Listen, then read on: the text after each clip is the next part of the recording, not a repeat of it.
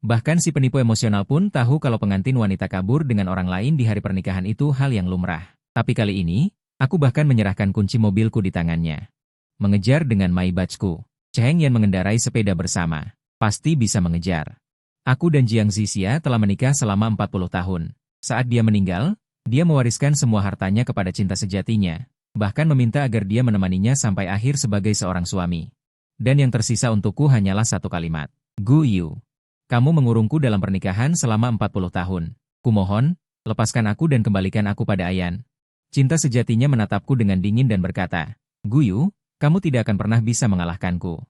Tahukah kamu mengapa kalian tidak punya anak? Karena dia tidak mau anak yang bukan anaknya. Saat aku membuka mata lagi, aku kembali ke 40 tahun yang lalu, ke adegan pernikahan saya dan Jiang Zixia. Kali ini, ketika dia mengejar Cheng Yan pergi, aku tidak menghalanginya. Sebaliknya, aku memberinya kunci mobil. Mengejar dengan mobil. Berdiri di panggung pernikahan yang familiar, mendengarkan melodi yang familiar. Aku baru menyadari bahwa aku telah terlahir kembali. Melihat Jiang Zixia yang berjalan perlahan mengenakan gaun pengantin. Siapa sangka beberapa menit yang lalu, aku baru saja mengalami akhir hidupnya. Menemaninya selama 40 tahun. Ternyata tidak bisa bertemu. Saat dia meninggal, dia bertemu dengan semua orang. Bahkan Art di rumah pun diberi pengarahan. Tapi aku tidak diizinkan masuk ke kamar perawatan. Pengacara membacakan surat wasiat sesuai dengan keinginannya. Jiang Zixia secara sukarela menyumbangkan semua hartanya kepada Cheng Yan, termasuk villa tempat saya dan Tuan Guyu tinggal sekarang. Pemakaman saya akan sepenuhnya ditangani oleh Cheng Yan. Sebagai seorang suami, dia yang akan mengantar saya ke pemakaman. Tuan Guyu tidak diizinkan hadir. Mendengar ini, hatiku hancur berkeping-keping. Aku dan Jiang Zixia telah menikah selama 40 tahun. Karena alasan kesehatannya, kami tidak pernah punya anak. Aku pikir kami akan bersama selamanya. Setidaknya di hatiku dia punya tempat istimewa. Tapi dia menggunakan 4 kata, Tuan Guyu, untuk sepenuhnya membatasi hubungan kami. Dia bahkan tidak mau memberiku gelar suami. Kekayaan yang kuperjuangkan seumur hidupku, tempat tinggal selama puluhan tahun, tanpa ragu dia berikan kepada cinta sejatinya, Cheng Yan. Melalui kaca ruang perawatan, aku melihatnya berulang kali membelai wajah Cheng Yan. Matanya penuh kasih sayang. Dia berbisik di telinganya, mengungkapkan cintanya. Kelembutan itu tidak pernah kurasakan selama 40 tahun. Meskipun mereka berdua sudah tua, mereka masih terlihat serasi. Aku tidak menyangka setelah 40 tahun, aku masih menjadi orang luar yang tidak bisa menyatu dengan dunia mereka. Melihatnya bersandar di pelukan Cheng Yan dengan senyum di bibirnya, menghembuskan napas terakhirnya, air mataku tidak bisa berhenti mengalir. Aku hanya memegang tangan pengacara dan meratap putus asa. Dia pasti meninggalkan sesuatu untukku, kan? Aku tidak percaya. Dia tidak mungkin tidak meninggalkan apa-apa untukku. Pengacara menatapku dengan canggung dan perlahan berkata, Jiang Zixia meninggalkan satu pesan untukmu. Aku penuh harapan, tetapi isinya membuatku semakin putus asa. Guyu, kamu mengurungku dalam pernikahan selama 40 tahun. Kumohon, lepaskan aku dan kembalikan aku pada Ayan. Aku jatuh ke tanah, kilas balik 40 tahun kebersamaan kami terputar di benakku, air mata menetes perlahan. Menetes di tanganku yang keriput. Apakah kekuatan cinta sejatinya begitu besar? 40 tahun kebersamaan ternyata tidak sebanding dengan sedikit pun? Yo me quedé paralizado, hasta que Cheng Yan me miró desde arriba con condescendencia durante mucho tiempo antes de que recuperara el sentido. Me miró con frialdad, sin tristeza en sus ojos, solo triunfo y regodeo. Guyu, al final, no puedes ganarme. ¿Sabes por qué no tenéis hijos? ¿Por qué no usa mis hijos? Él no los quiere. Temblaba por todo su cuerpo por sus palabras, tiritando frenéticamente. No, no, no puede ser. Tuvimos un hijo, pero fue un aborto espontáneo. Luego, debido a una cirugía inadecuada, Jiang Zixia ya no pudo concebir. Cheng Yan me escaneó de arriba abajo, con una sonrisa aún más grande en su rostro. Sabía que mantener esto sería útil. Guyu, has vivido la mayor parte de tu vida en el sueño que tú mismo te diste. Que patético. Me tiró en papel. Después de leerlo, mi corazón fue golpeado con fuerza de nuevo. Ese fue el registro del aborto de Jiang Zixia hace 35 años. Y la esterilización permanente al mismo tiempo. Las palabras, voluntario del paciente, me apunalaron el corazón como cuchillos. Ya. No pude evitar reír amargamente. Resulta que realmente me odia tanto que ni siquiera quiera a nuestro hijo. Ni siquiera quiso esperar a que su cuerpo se recuperara, sino que se hizo la esterilización con impaciencia. Durante 40 años enteros. En realidad, no significó nada para él en su corazón. Con escupí un bochado de sangre. Mis ojos se oscurecieron y los recuerdos pasaron por mi mente uno tras otro. Soy hijo de un viejo amigo de los padres de Jiang. Mis padres murieron inesperadamente cuando estaba en la escuela secundaria. Me la levaron a la casa de Jiang. Desde entonces, Jiang Zixia y yo tuvimos un vínculo inseparable. Cuando lo conocí por primera vez, era una chica de 18 años, hermosa y elegante, brillando bajo el sol. Tan deslumbrante que era imposible apartar la vista. Guyu, me llamo Jiang Zixia. A partir de ahora, seré tu compañero de clase. Cuidémonos mucho. Me tendió la mano. En ese momento, una alegría que nunca antes había experimentado surgió en mi corazón. Lo seguí, convirtiéndome en su sombra inseparable. Guardaespaldas, amigo. Pro todo esto. Cuando conoció a Cheng Yan en la universidad, se detuvo abruptamente. Tuve que esconder mi amor por él. La vida es una burla. El año en que nos graduamos de la universidad, tuvimos una noche de locura por la embriaguez y fuimos atrapados por sus padres en el acto. Desde entonces, tuvimos un compromiso. Su amabilidad hacia mí se convirtió en desprecio y odio. Porque no te controlas, no crees que no sé lo que piensas, ni se te ocurra atarme a ti toda mi vida. Aunque ella vino a mi habitación voluntariamente, no me defendí. Quizás, como ella dijo, tenía intenciones egoístas y esperaba pasar el resto de mi vida con ella. Pero ella estaba decidida a luchar contra sus padres, posponiendo la boda una y otra vez, hasta que en su segundo año. Sus padres murieron en un accidente automovilístico, dejando un requisito de que ella debía casarse conmigo. Solo entonces aceptó casarse a regañadientes. Se lo que se sienta al perder a los padres. Le obedecí en todo, cumpliendo todos sus deseos, sin permitirle sufrir la menor injusticia, para no afectar su vida. Le fe solo la empresa de Jiang a través de innumerables dificultades, durante 40 años completos. Nunca pude ganarme ni un poco de su afecto. Si realmente hay un destino, preferiría no tener ninguna conexión con ella. Saya benar-benar lelah. Saya tidak ingin mencintainya lagi. Apakah ini takdir? Saat aku terbangun, aku kembali 40 tahun ke hari pernikahanku dengan Jiang Zixia. Dia sudah naik panggung, berdiri di sampingku, di tengah tepuk tangan meriah. Namun, ekspresinya penuh kekecewaan, matanya terus menyapu sekeliling. Melihat adegan di depanku, aku mengerti segalanya. Di kehidupan sebelumnya, pada saat inilah dia berhadapan dengan Cheng Mingcheng, siap meninggalkan segalanya dan pergi bersamanya. Saat itu, aku tidak rela, dan khawatir dia akan menderita bersama Cheng Mingcheng yang tidak punya apa-apa. Jadi, aku memegang tangannya erat-erat, memohon dengan sia-sia, bahkan berlutut memohon. Zixia, tolong pikirkan paman dan bibi, jangan pergi, aku mencintaimu, aku akan membuatmu bahagia. Akhirnya, dia melihat keributan para tamu, berhenti, dan menyelesaikan pernikahan denganku. Kali ini, ketika dia lagi-lagi ingin mengejar Cheng Mingcheng, aku masih mengulurkan tangan untuk menghentikannya. Dia, seperti di kehidupan sebelumnya, matanya penuh ketidakpuasan. Guyu, lepaskan aku. Jika Cheng pergi, aku tidak akan memaafkanmu bahkan jika aku mati. Aku tersenyum tipis, dengan cepat memasukkan kunci mobil ke tangannya. Kejar dia dengan mobil. Dia menatapku dengan licik, lalu tersenyum bangga. Kamu akhirnya mengerti. Jangan khawatir, aku akan kembali tepat waktu. Melihat punggungnya bergegas keluar pintu. Aku hanya tersenyum tipis, mengangkat gelas anggur ke arah semua tamu, mengucapkan terima kasih kepada semua orang yang hadir. Pesta pernikahan saya dan Jiang Zixia hari ini dibatalkan. Mohon maaf atas ketidaknyamanannya. Setelah berbicara, aku meminta asistenku untuk berjaga, lalu kembali ke rumah Jiang sendirian. Di kehidupan sebelumnya, aku takut dia tidak akan terbiasa. Meskipun Jiang Corporation bangkrut, villa ini tetap utuh. Akibatnya, setelah dia meninggal, rumah itu malah diwariskan kepada orang asing. Memasuki kembali rumah tempat aku tinggal sepanjang hidupku, aku merasa campur aduk. Karena surga memberiku kesempatan ini, aku memutuskan untuk tidak memaksakan lagi. Aku membuat rencana serah terima pekerjaan yang terperinci, dan mengatur semua aset keluarga Jiang dan dana Jiang Corporation dengan jelas. Krisis Jiang Corporation berikutnya akan terjadi dalam 3 bulan. Berdasarkan pengalaman kehidupan sebelumnya, aku mencatat masalah yang mungkin muncul dan solusinya satu persatu. Berharap Jiang Corporation dapat berkembang lancar, dan sebagai balas budi atas perawatan orang tua Jiang terhadapku. Tanpa terasa sudah tengah malam. Pesta di hotel sudah bubar, dan Jiang Zixia, yang dengan samar berkata akan kembali, belum juga kembali. Sebenarnya aku sudah menduganya. Melihat tulisan, bahagia, merah menyala, aku merasa silau. Aku merobeknya begitu saja, lalu memutar badan dan tertidur. Keesokan harinya, suara ketukan pintu yang mendesak membuatku terkejut. Ketika aku membuka pintu, ternyata Jiang Zixia, diikuti oleh Cheng Mingcheng. Dia tampak marah.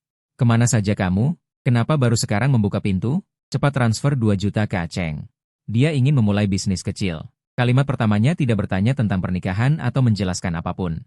Langsung minta uang. Sama seperti kehidupan sebelumnya, dia selalu membicarakan uang. Dan aku, bodohnya, agar dia melirikku lebih lama, aku mati-matian menggunakan uang untuk menyenangkan.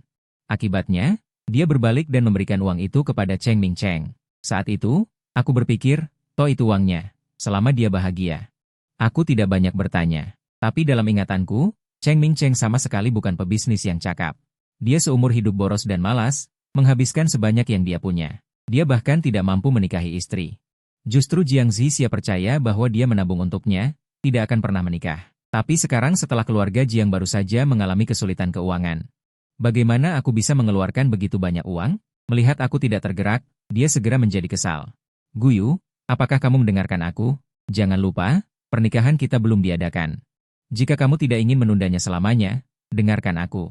Aku tidak mengerti pikirannya. Mungkinkah dia masih berpikir aku hanya menunda pernikahan? Dan masih ingin menikahiku? Ya, tidak perlu pernikahan. Aku membatalkannya. Untuk uangnya, aku akan segera mengurusnya dan memberikannya kepadamu sepenuhnya.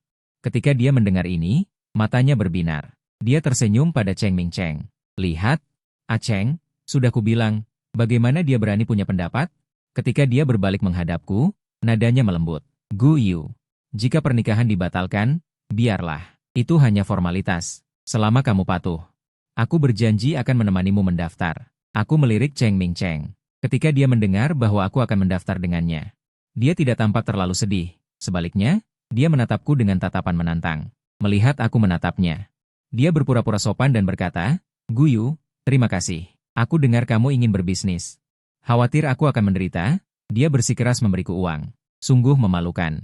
Siapa sangka aku tidak berbicara, dan Jiang Zixia langsung menarik Cheng Mingcheng. Kenapa kamu berterima kasih padanya? Ini semua uang orang tuaku. Dia hanyalah seekor anjing dari keluarga Jiang. Guyu, Cheng mengalami sedikit masalah di rumah.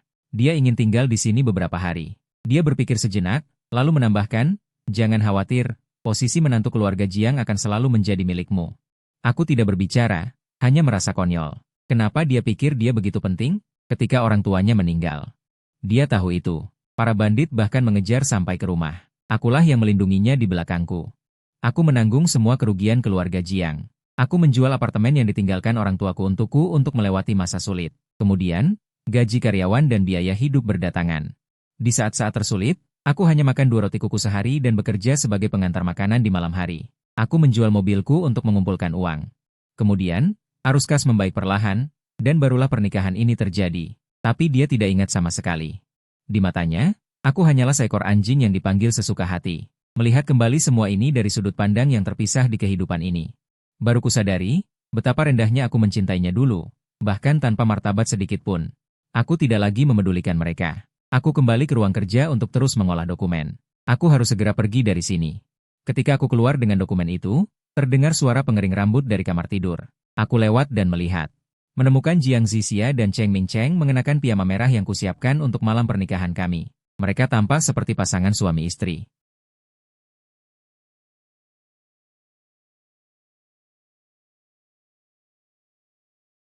Aku tidak memakai piyamaku, aku hanya mengambil salah satu milikmu. Kamu tidak keberatan, kan? Aku tidak keberatan. Itu hanya satu set pakaian. Aku sama sekali tidak peduli. Sebenarnya, ini pertama kalinya aku melihat Jiang Zixia mengenakan piyama itu.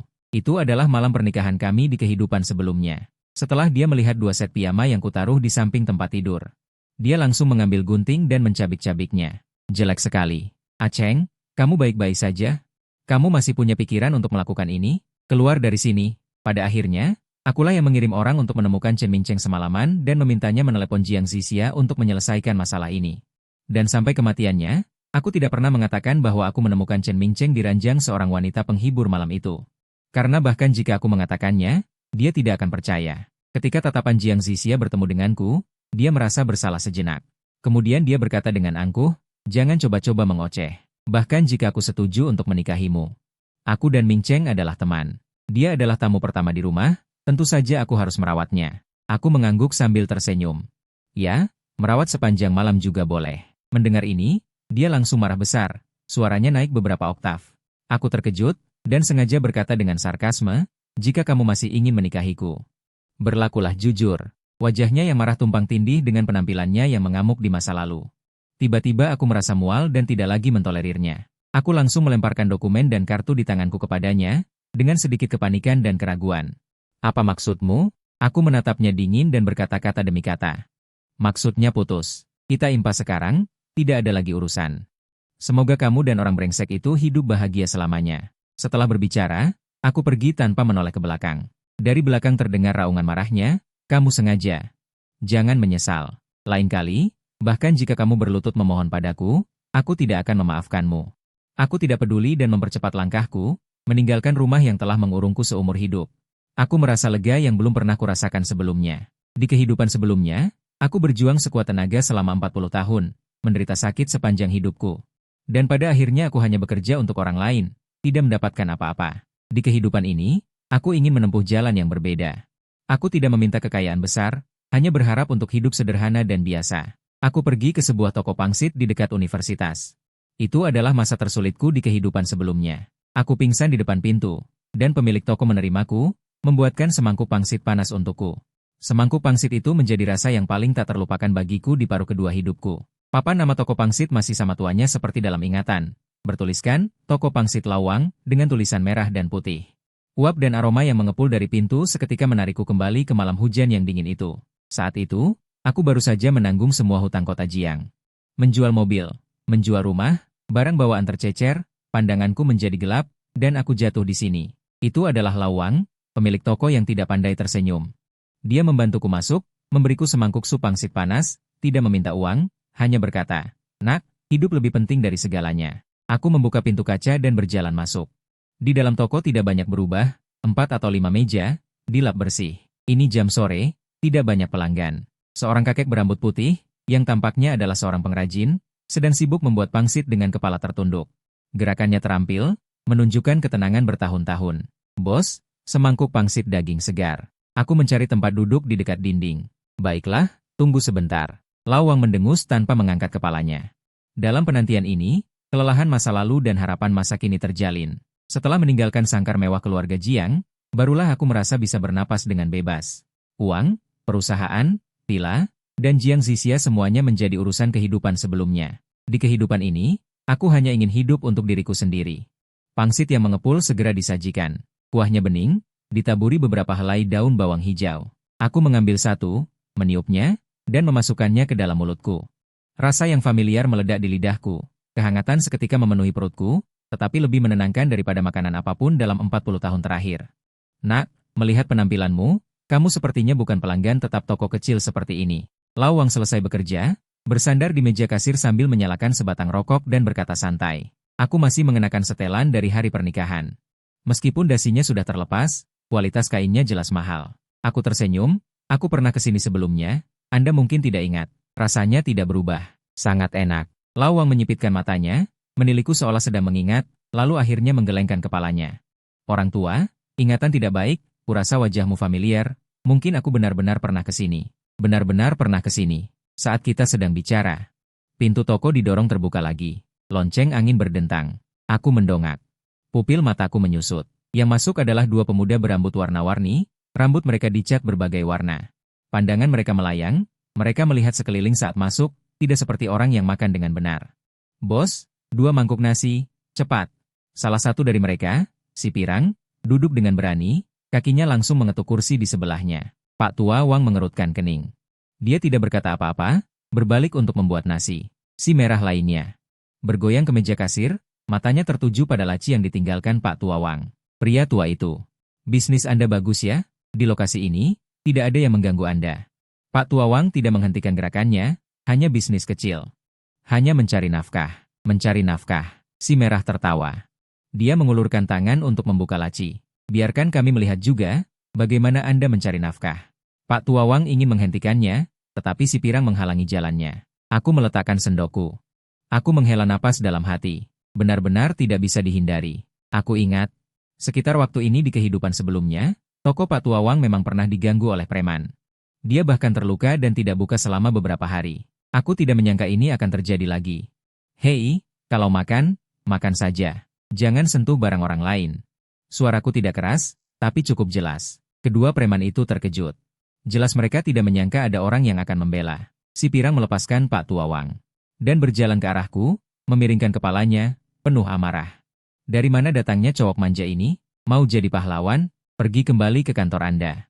Si merah juga melepaskan laci, datang kemari. Mereka berdua berdiri di depanku. Aku dengan santai mengambil serbet. Aku mengusap mulutku. Aku ulangi, makan. Bayar lalu pergi. Sialan. Dia langsung mencoba mencengkeram kerah bajuku.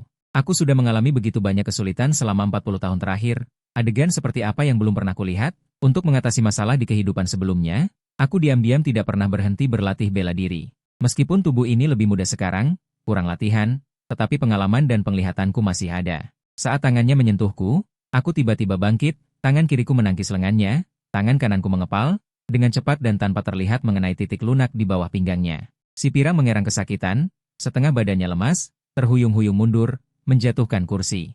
Si merah yang kuat mengumpat, dan dari pinggang belakangnya mengeluarkan pisau kecil, langsung menusukku.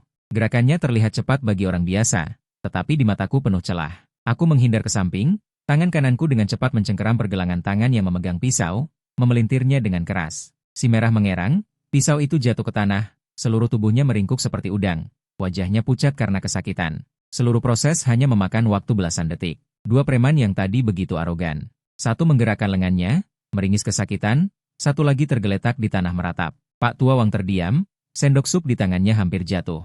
Aku merapikan jas yang sedikit kusut, menatap mereka dengan dingin. Apakah Anda ingin saya mengantar Anda keluar? Si pirang berdiri dengan bertumpu pada meja, matanya dipenuhi ketakutan, menahan amarah dan mengancam. Kamu tunggu saja. Kalau berani jangan lari. Setelah berbicara, dia menggendong si merah yang masih merintih, wajahnya garang, wajahnya jahat. Mereka berlari keluar. Toko kembali tenang. Pak Tua Wang baru sadar, dan berjalan mendekat. Nak, terima kasih banyak. Benar-benar, terima kasih banyak. Kamu tidak apa-apa? Dia menatapku dengan rasa terima kasih dan ketakutan. Tidak apa-apa, aku menggelengkan kepala, ini mudah saja. Bos, jika Anda menghadapi hal seperti ini di masa mendatang, langsung lapor polisi. Jangan melawan mereka. Aduh, apa gunanya lapor polisi? Ditahan sebentar lalu dibebaskan. Nanti mereka akan kembali mengganggu. Pak Tua Wang menghela napas, mengambil sapu, dan berkata dia akan membenarkan kursi yang terbalik. Hari ini terima kasih banyak. Saya yang traktir. Tolong jangan menolak. Saya tidak menolak. Mengetahui ini adalah niat orang tua, aku membuatnya lagi dan terus memakan semangkuk pangsit yang belum selesai. Supnya agak dingin, tapi hatiku hangat. Pemuda. Melihat gerakanmu yang begitu baik, kamu pasti terlatih, tanya Pak Tua Wang sambil membereskan. Dulu hanya berlatih sedikit untuk membela diri. Aku menjawab samar-samar, latihan pertarungan di masa lalu yang penuh keringat. Sekarang itu menjadi naluri tubuh ini, perasaan ini sangat aneh. Pak Tua Wang menatapku. Prediksi itu naif. Akhirnya aku berkata, aku melihat auramu tidak seperti orang biasa. Apakah kamu menghadapi kesulitan? Jika kamu tidak keberatan, di lantai atas toko kecilku ini masih ada kamar kosong. Meskipun sederhana, tetapi bersih, kamu bisa tinggal sementara. Aku sangat terharu. Aku memang butuh tempat tinggal sementara sekarang, hotel terlalu mahal dan tidak nyaman. Aku tidak punya banyak uang tunai, sebagian besar asetku telah kutinggalkan untuk Jiang Zixia. Butuh waktu untuk merencanakan ulang. Tawaran Pak Tua Wang seperti pengiriman arang dalam cuaca dingin. Apakah ini akan merepotkanmu? Merepotkan apa? Kamu sudah sangat membantuku. Aku tidak punya cukup waktu untuk berterima kasih. Pak Tua Wang menggerakkan tangannya dengan sia-sia, kosong juga kosong. Jika kamu tidak keberatan, tinggallah. Aku menatap wajah tulus Pak Tua Wang dan mengangguk. Kalau begitu, terima kasih Paman Wang. Begitulah, aku tinggal di toko pangsit. Kamar di lantai atas memang sederhana. Satu tempat tidur, satu meja, satu kursi, tetapi jendelanya cerah, dan ada aroma matahari yang masuk. Aku melepas jas mahalku, memasukkannya ke sudut, dan menggantinya dengan pakaian murah dan celana yang kubeli di pasar malam terdekat. Melihat wajah muda di cermin, yang telah melepaskan aura elitnya dan tampak biasa dan santai, rasa kelahiran kembali akhirnya datang. Setelah menetap, aku mulai merencanakan masa depan. Pengalaman bisnis yang terakumulasi di masa lalu dan tren 40 tahun ke depan adalah senjata terbesarku, tetapi modal awal adalah masalah. Aku hampir keluar dengan tangan kosong. Aku hanya punya beberapa ribu yuan tunai dan kartu ban pribadi dengan simpanan 100.000 yuan yang telah diblokir oleh Bu Zisu. Uang ini tidak sedikit di akhir tahun 90-an, tetapi untuk apa yang ingin aku lakukan, itu seperti menampung air dengan jaring. Pertama, aku harus mendapatkan emas pertama. Aku mengingat titik waktu ini. Sekarang adalah akhir tahun 1998. Dalam ingatan, bulan depan akan ada lelang perangko kecil di sini. Di antaranya adalah satu set perangko nasional, peta merah besar. Karena perawatan yang buruk, Ada beberapa cacat dan dijual sebagai perangko biasa dalam lelang. Harga awal sangat rendah, tetapi aku tahu ada perangko, peta merah besar, yang langka di dalamnya.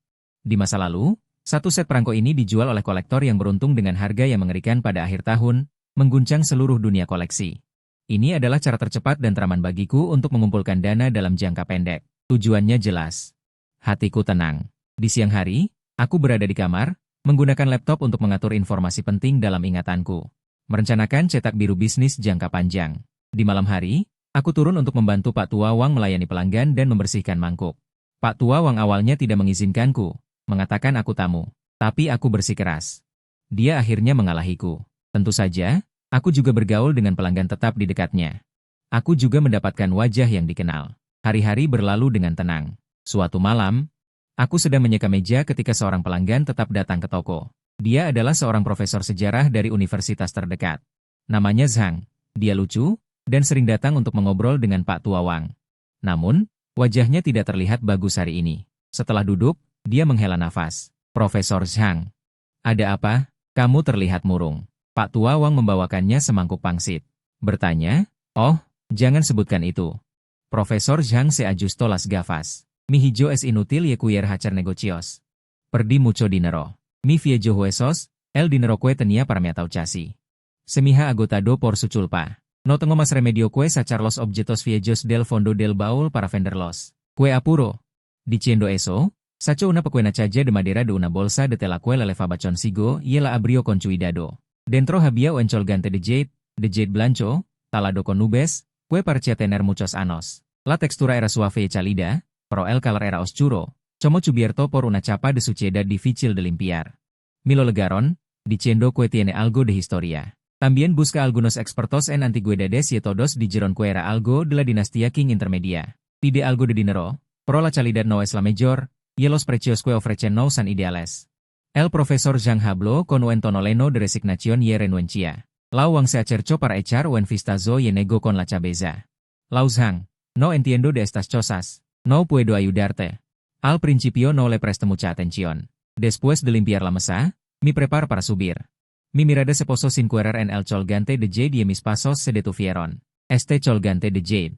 Lo enam en el suelo de Cheng Mingcheng en mi vida anterior, justo unos años antes de que Jiangzi se muriera. Cheng Mingcheng, sin saber de dónde lo sacó, obtuvo este colgante de jade. Lo le levaba a menudo para presumir, diciendo que era un tesoro que había sido bendecido por un maestro y que podía nutrir a la persona. Más tarde, en una feria de antigüedades de alto nivel, un experto nacional reconoció que este colgante de jade no era algo común. Era el jade de consolidación de la mente, de la realeza Ming, que se creía perdido, y tenía efectos milagrosos para calmar la mente y nutrir el cuerpo. Su valor era incalculable. En ese momento, Cheng Mingcheng se hizo famoso en el círculo gracias a este jade durante un tiempo. Nunca imaginé que este jade originalmente salió del profesor Zhang, y por lo que veo, nadie lo ha activado todavía. Una oportunidad. Respire hondo y me acerqué. Con voz tranquila y serena, dije, Profesor Zhang, ¿puedo verlo? El profesor Zhang y Lao Wang me miraron. El profesor Zhang se mostró un poco sorprendido, pero aún así me empujó la chaja de madera. Xiao Gu también está interesado en las antigüedades. Entiende un poco. Tome el colgante de jade.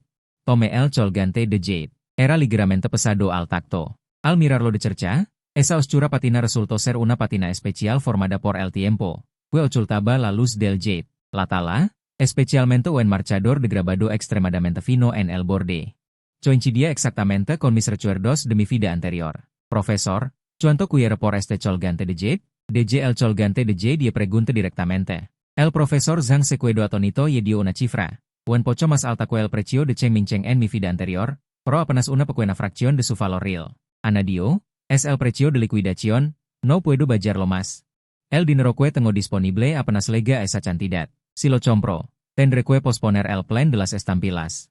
Es elegir uno de los dos. Las estampilas prometen un rendimiento de rápida explosión a corto plazo, mientras que este colgante de jade, aunque tiene un valor a largo plazo mayor, requiere tiempo y canales para ser liquidado. En un instante, mi mente se llenó de pensamientos. Pensé en la cara complacida de Cheng Mingcheng cuando lo presumía. Pensé en la mirada de admiración de Jiangzi hacia él. Porque todas las cosas buenas tenían que caer en sus manos. Está bien, me lo levo a este precio, DJ. El profesor Zhang ye lawang se quedaron atónitos. El profesor Zhang no esperaba que fuera tan directo, mientras que lawang estaba ansioso. Xiao Gu. ¿Tú, lo has pensado bien? Esto no es una pequeña cantidad. No seas impulsivo. Lo sé. Lawang se preocupaba por mí. Le sonreí. Tío Wang, lo he pensado bien. Creo que tengo una conexión con este Jade. Mi volví hacia el profesor Zhang. Profesor, si está de acuerdo. Rechoguera el dinero manana. Pagamos contra entrega. El profesor Zhang estaba tan emocionado que le temblaban las manos. De acuerdo. Por supuesto que sí. Xiao Kuo, tú.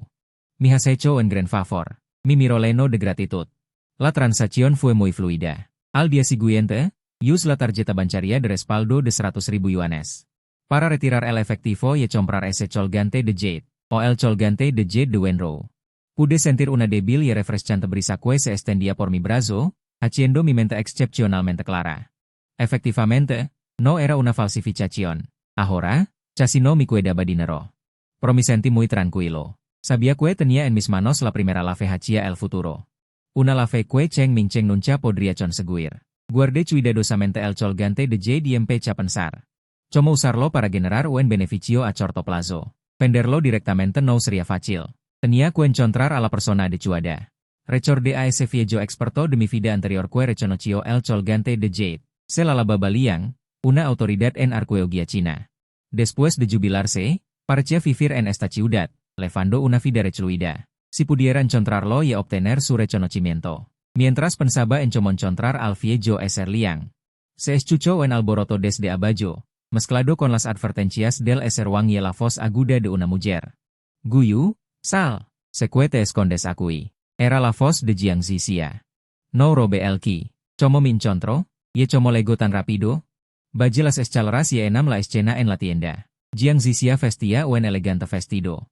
Y se veía fuera de lugar sobre el suelo grasiento. Tenía una expresión de ira y impaciencia en su rostro. Cheng Ming Cheng no ha venido, es raro. El Eser Wang se interpuso entre ellos, luciendo avergonzado. Tío Wang, está bien. Yo saldré. Jiang Zixia inmediatamente dirigió su ataque hacia mí. Guyu, realmente estás aquí. ¿Te has dado por vencido conmigo?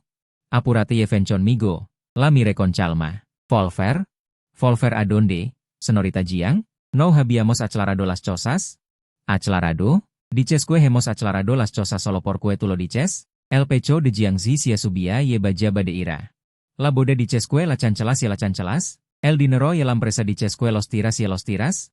¿Que crees que soy yo, Jiang Zixia? ¿Que crees que es mi familia Jiang? Ahora todo el mundo se ríe de mí. Debes volver conmigo y aclarar las cosas. Así que es por mi reputación. Me reí fríamente. En mi vida anterior, cuando se preocupó ella por mi reputación, Jiang Zixia, ya he dicho lo que tenía que decir. El dinero, la empresa. Semua yang aku miliki sudah kukembalikan padamu. Jika kamu ingin bersama Cheng Min, aku akan memenuhi keinginanmu. Tidak ada lagi urusan di antara kita. Tolong pergilah. Jangan mengganggu bisnis Paman Wang.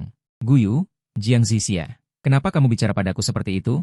Tanpa keluarga Jiang, kamu ini siapa? Kamu hanyalah seorang yatim piatu. Keluargaku yang menerimamu. Sekarang sayapmu sudah kuat, berani melawan aku? Dengar, jika kamu pikir bisa lepas dariku, jangan harap. Kamu berutang segalanya pada keluarga Jiang seumur hidupmu. Itu lagi, alasan yang sama. Dulu, aku mendengarnya selama 40 tahun. Setiap kali, aku tercekik oleh omong kosongmu, merasa benar-benar berhutang padanya. Berhutang pada keluarga Jiang. Tapi sekarang, aku hanya merasa itu konyol. Jiang Zixia, aku sudah mengabdi pada keluarga Jiang selama 40 tahun. Tidak, aku telah membayarnya selama 2 kehidupan. Aku tidak punya apa-apa untuk disesali. Suaraku menjadi dingin. Adapun kamu, aku tidak pernah berutang apapun padamu. Dulu aku bodoh, sekarang aku sadar. Tolong jaga sikapmu. Jiang Zixia terkejut oleh tatapan dan nada bicaraku, tertegun sejenak. Dia tidak pernah melihatku berbicara dengannya dengan sikap seperti ini. Guyu yang dulu. Memandangnya selalu memiliki cahaya di matanya, cinta yang rendah hati. Tapi sekarang, hanya ada keheningan yang dingin. Tiba-tiba dia merasa panik, tetapi lebih banyak lagi kemarahan yang tertahan. Bagus, bagus, Guyu. Kamu punya nyali. Jangan menyesal. Tanpa keluarga Jiang, aku lihat. Bagaimana kamu bisa sukses? Kamu akan membusuk di toko bobrok ini. Setelah mengatakan itu, dia menatapku tajam, lalu memindai kedai kecil yang berminyak itu dengan jijik, mengenakan sepatu hak tingginya, dan pergi dengan marah. Old Wang menatapku dengan khawatir. Gu kecil? Aku tersenyum, dengan sedikit keberanian. Paman Wang. Tidak apa-apa. Dia seharusnya tidak datang lagi. Setelah menyelesaikan masalah dengan Jiang Zixia, tekadku untuk bangkit dengan cepat semakin kuat. Hanya dengan memiliki kekuatan yang cukup, aku bisa benar-benar melepaskan diri dari bayang-bayang masa lalu dan mengendalikan nasibku. Aku mulai mencari kabar tentang kedua orang tua itu. Usaha tidak mengkhianati orang yang bertekad. Melalui beberapa petunjuk dari teman sekelas, akhirnya aku mengetahui bahwa kedua orang tua itu tinggal di kompleks perumahan tua di Chengxi. Aku membawa Liontin Giok yang dibungkus dengan kotak kayu pinus itu dan pergi mengunjungi mereka. Saat pertama kali pergi, aku tidak diterima. Pengasuh kedua orang tua itu berkata dari balik pintu, "Tuan tua tidak menerima tamu." Saat kedua kalinya pergi, aku membawa beberapa kue kering mewah dari Old Wang. Dikatakan diutus oleh seseorang untuk diberikan kepada dua orang tua untuk dicoba. Kue-kue itu diterima. Tapi orang itu tetap tidak terlihat. Aku tidak masuk. Setiap beberapa hari aku pergi berkunjung. Kadang aku membawa buah-buahan segar, kadang aku hanya berdiri di bawah menara, melihat dari jauh. Aku tahu. Bagi orang tua dengan status dan usia seperti itu, ketulusan dan kesabaran lebih penting dari segalanya. Sampai yang keempat kalinya, aku kebetulan melihat kedua orang tua itu duduk di halaman bawah berjemur matahari. Mereka tampak tidak sehat, terus-menerus memijat pelipis mereka. Aku mengumpulkan keberanianku dan melangkah maju. Dua orang tua. "Halo, maaf mengganggu. Saya masuk ke bagasi." Kedua orang tua itu mengangkat kelopak mata mereka, menatapku sekilas, tanpa ekspresi. "Kamu lagi, nak?" "Sudah kubilang. Aku tidak menerima barang, juga tidak menerima tamu. Tuan Liang." Aku tidak datang untuk meminta bantuan. Aku membuka tas yang kubawa dan mengeluarkan kotak sumur itu. Aku hanya secara kebetulan mendapatkan sesuatu, aku tidak yakin, rasanya luar biasa. Dan aku tidak dapat menemukan orang yang dapat dipercaya untuk memeriksanya. Kudengar kau adalah orang terkemuka di bidang ini dan memiliki ilmu yang luas. Karaktermu lebih dihormati, jadi aku berani datang. Aku hanya ingin meminta bantuanmu untuk melihatnya. Apapun hasilnya, aku akan segera pergi dan tidak akan mengganggumu lagi. Kau dekat denganku. Sikapku tidak angkuh atau tidak sopan. Kata-kataku mengandung ketulusan dan rasa hormat padanya. Tuan Liang menatapku, lalu menatap kotak sumur di tanganku, terdiam sejenak. Akhirnya dia mengangguk sedikit dan berkata, "Bawalah ke sini." Hatiku lega. Aku segera menyerahkan kotak sumur itu dengan kedua tangan. Kedua orang tua itu mengambil kotak itu dan membukanya. Saat tatapannya jatuh pada Liontin Giok itu, matanya yang awalnya keruh dan lelah bersinar dengan cahaya keemasan. Dia tiba-tiba duduk tegak, seolah-olah dia langsung menjadi 10 tahun lebih muda. Dia mengambil Liontin Giok itu dengan hati-hati, mengeluarkan kaca pembesar yang selalu dibawanya dari sakunya, dan memeriksanya dengan hati-hati di bawah cahaya. Jemarinya sedikit gemetar, napasnya menjadi cepat, dan dia bergumam tak henti-hentinya. "Pola ini, warna hijau ini, dan tanda tersembunyi ini. Tidak mungkin. Bagaimana ini mungkin?" Dia melihatnya selama lebih dari 10 menit. Selama waktu itu dia tidak berkata apa-apa, sepenuhnya tenggelam di dalamnya. Terakhir, dia perlahan meletakkan kaca pembesar dan Liontin Giok itu, dan menarik napas dalam-dalam. Dia menatapku dengan tajam. "Nak, benda ini. Dari mana kau mendapatkannya?" Aku tahu saat kritis telah tiba. Aku berkata dengan tenang. "Aku membelinya dari seorang profesor universitas yang sangat membutuhkan uang." Dia bilang itu warisan keluarga. Tapi karena masalah kualitas, itu tidak pernah terdaftar. Masalah kualitas. Omong kosong. Kedua orang tua itu agak bersemangat. Lapisan ini adalah endapan waktu. Menjadi saksi sejarah. Orang-orang biasa, sungguh sekelompok orang biasa, hampir saja membuat mutiara tenggelam. Dia hanya menatapku. "Kau tahu apa ini?" Aku mempertimbangkan kata-kataku, tanpa sepenuhnya mengungkap rencanaku. Aku hanya merasa dia sangat tidak biasa. Auranya lembut dan menenangkan, membuat hati dan pikiran tenang. Tapi asal-usulnya yang sebenarnya, aku tidak berani menebak sembarangan. Itulah mengapa aku datang untuk berkonsultasi denganmu. Kedua orang tua itu tampaknya sangat puas dengan jawabanku. Dia mengangguk, dengan sesuatu yang seperti kehusyukan dalam keseriusannya. "Kau benar, ini bukan giok biasa dari dinasti Qing. Jika aku tidak salah lihat, ini seharusnya adalah giok penenang jiwa dari keluarga kerajaan dinasti Ming." Dia memegang Liontin Giok itu, matanya penuh kekaguman. Catatan langka. Giok semacam ini sangat istimewa, diambil dari puncak Kunlun, mengandung unsur mineral unik. Pemakaian jangka panjang dapat menenangkan jiwa, menstabilkan energi, melancarkan peredaran darah, dan sangat bermanfaat bagi kesehatan. Beberapa kaisar dinasti Ming dan biksu terkemuka pernah memilikinya, lalu hilang dalam gejolak perang. Aku tidak menyangka, sungguh tidak menyangka, aku masih bisa melihatnya seumur hidupku. Dia menatapku, tatapan yang rumit. "Nak, kau mendapatkan keuntungan besar. Nilai benda ini tidak dapat diukur dengan uang. Hatiku tenang, aku tahu rencanaku setengah berhasil. Aku berkata dengan hormat, terima kasih atas bimbingan kedua orang tua. Mengingat betapa berharganya benda ini, bagiku yang hanya memilikinya adalah menyia-nyiakan harta. Bisakah kedua orang tua memberikan saran tentang cara terbaik untuk menjualnya, agar dapat dimanfaatkan sepenuhnya dan juga mengatasi kesulitan mendesakku saat ini? Kedua orang tua itu tampak terhibur dan berkata, barang berharga seperti ini dilelang secara terbuka terlalu mencolok dan akan menarik masalah yang tidak perlu. Begini saja, aku mengenal beberapa teman yang benar-benar ahli dan mencintai budaya tradisional. Mereka orang yang jujur dan berpengetahuan luas. Aku akan membantumu menghubungkan, kalian bisa berbicara secara pribadi. Bagaimana? Bagaimana? Aku sangat menginginkannya. Dengan kedua orang tua sebagai perantara. Transaksi tidak hanya aman, harganya juga pasti tidak akan rendah. Kalau begitu, aku sangat berterima kasih kepada kedua orang tua. Semuanya terserah pengaturan Anda. Kedua orang tua bekerja dengan sangat efisien. 3 hari kemudian, mereka mengatur sebuah pertemuan kecil pribadi. Hanya ada 2 orang yang datang. Satu adalah seorang pengusaha kaya dari Asia Tenggara yang rendah hati. Dan satu lagi adalah orang di balik layar sebuah grup besar di dalam negeri. Keduanya adalah orang yang memiliki kekuatan nyata dan menyukai koleksi. Di bawah penjelasan kedua orang tua dan efek khusus giok yang benar-benar menenangkan jiwa, transaksi berjalan sangat lancar. Setelah beberapa putaran negosiasi yang bersahabat, akhirnya pengusaha kaya dari Asia Tenggara itu menawarkannya dengan harga yang di kehidupanku sebelumnya. Aku mendapatkan giok itu. Dana langsung masuk. Dananya masuk melalui jalur kedua orang tua, aman, tersembunyi, dan efisien. Setelah transaksi selesai, kedua orang tua berkata kepadaku secara pribadi, Xiao Gu, kau sangat baik. Tenang, tidak terburu-buru, matamu jeli. Kau berbakat untuk berbisnis. Apa rencanamu ke depan? Aku tahu, kesempatanku yang sebenarnya telah tiba. Aku berkata dengan tulus, orang tua, jujur saja, saat ini aku memang punya beberapa ide. Utamanya fokus pada industri real dan arah teknologi masa depan, tapi aku kekurangan kesempatan dan platform yang tepat. Kedua orang tua itu mengangguk dengan penghargaan. Ya, berpijak pada kenyataan itu baik. Teman lamaku itu, yang tidak berhasil membeli hari ini, grupnya memiliki perusahaan investasi. Mereka selalu mencari proyek potensial dan mitra yang dapat diandalkan. Aku rasa kau menarik perhatiannya. Mau aku perkenalkan? Aku sangat menginginkannya. Terima kasih banyak kepada kedua orang tua sebelumnya. Aku menekan kegembiraan di hatiku. Ini adalah sumber daya yang lebih berharga daripada uang besar itu. Terhubung dengan jalur ini, banyak ideku di kehidupan sebelumnya memiliki kemungkinan untuk terwujud. Saat aku sibuk mempersiapkan pertemuan dengan investor baru dan merencanakan cetak biru bisnisku, Jiang Zixia kembali membuat masalah. Hari itu aku sedang meneliti dokumen di kamar, ketika Lawang berlari tergesa-gesa. Wajahnya tampak cemas, Xiao Gu, buruk sekali. Beberapa orang datang dari luar, mengaku sebagai pemegang saham perusahaan Jiang, dan secara spesifik ingin menemuimu. Mereka datang dengan aura mengancam. Orang-orang ini tidak tahu siapa yang mereka hadapi, para pemegang saham Jiang. Porque vinieron a buscarme, no rompi atau do vinculo con Jiang Zixia? Baje las escaleras y enam a tres hombres de mediana edad contraje parados en la tienda. El cuenca base apelida Baliu, era un pequeño accionista y en mi vida anterior me causó muchos problemas. A los otros dos los reconocí, eran viejos empleados de Jiangxi.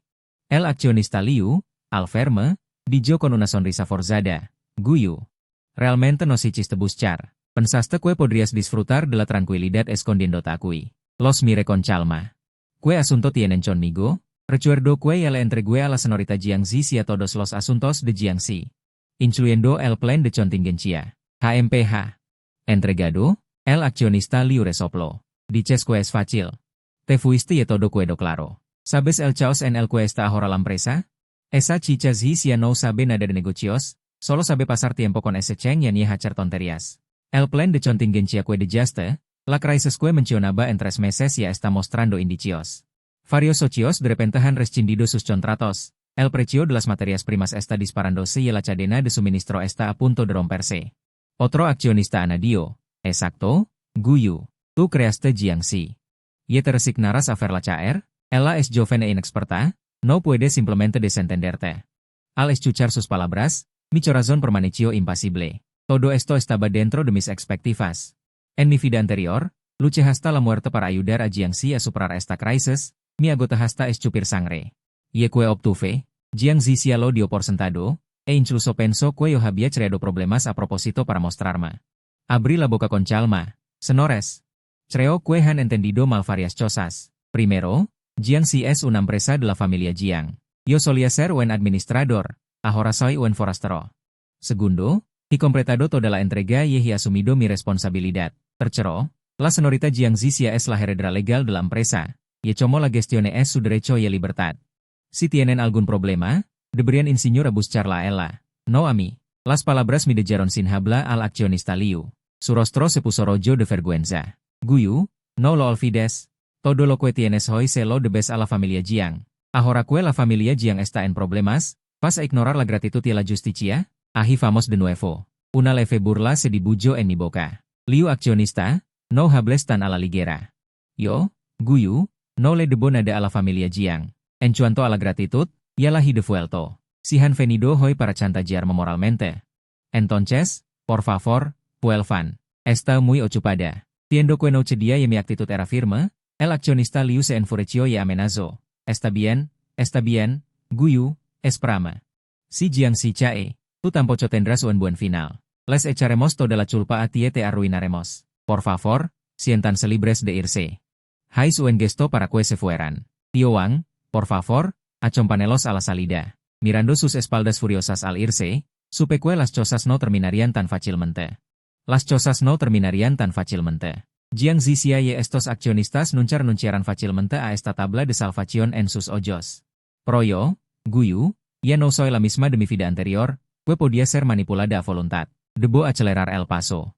La reunión con el Sr. Lize, el director del grupo al que me recomendó el viejo Liang, fue muy exitosa. Gracias a mi precisa comprensión de las tendencias futuras. Dengan proposal bisnis yang solid dan layak, memenangkan penghargaan dan kepercayaannya. Dia memutuskan untuk berinvestasi pada Yo untuk mendirikan perusahaan teknologi baru. Fokus utamanya adalah pada teknologi komunikasi dan layanan dasar internet yang akan mengalami pertumbuhan eksplosif di masa depan. Yo berinvestasi dalam teknologi, ide, dan rencana masa depan.